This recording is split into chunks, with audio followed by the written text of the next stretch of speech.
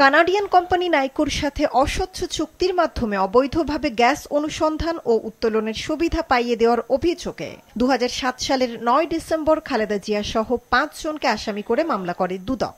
2018 সালের 5 মে খালেদা জিয়া সহ 11 জনের বিরুদ্ধে আদালতে অভিযোগপত্র দাখিল করা হয়। তবে আদালত সেই অভিযোগ গঠন করে 2023 সালের মার্চ মাসে।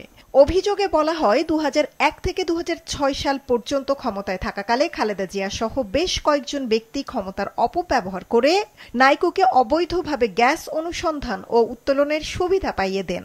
এতে আসামিদের বিরুদ্ধে প্রায় 13,777 কোটি টাকার রাষ্ট্রীয় আর্থিক ক্ষতির অভিযোগ আনা হয়। এর মধ্যে 3 আসামির মৃত্যু হওয়ায় তাদের নাম মামলার এজাহার থেকে বাদ দেওয়া হলে আসামির সংখ্যা দাঁড়ায় 8 জনে। দীর্ঘ 17 বছর পর অবশেষে দুর্নীতির অভিযোগ থেকে মুক্তি পেলেন সবাই। খালেদা জিয়া সহ 8 আসামিকেই আজ খালাস দিয়েছেন আদালত। রায়ের পর্যবেক্ষণে আদালত বলেছেন, রাজনৈতিক হয়রানির জন্য উদ্দেশ্যমূলকভাবে এই মামলা করা হয়েছিল।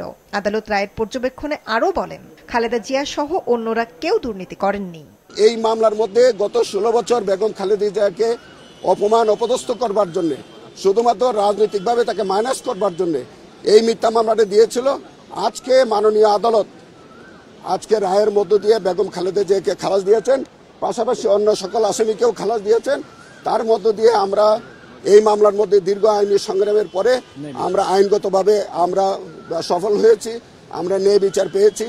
খালেদা জিয়ার পাশাপাশি খালাস পাওয়া অন্য আসামিরা হলেন ব্যবসায়ী গিয়াসউদ্দিন আল মামুন, সাবেক মুখ্য সচিব কামাল উদ্দিন সিদ্দিকী, সাবেক ভারপ্রাপ্ত সচিব খন্দকার শহীদুল ইসলাম, ঢাকা ক্লাবের সাবেক সভাপতি সেলিম ভুইয়া, সাবেক সিনিয়র সহকারী সচিব CM ইউসুফ হোসেন, বাপেক্সের সাবেক মহাব্যবস্থাপক মীর মইনুল হক ও নাইকোর দক্ষিণ এশিয়া বিষয়ক সাবেক ভাইস প্রেসিডেন্ট কাশেম শরীফ।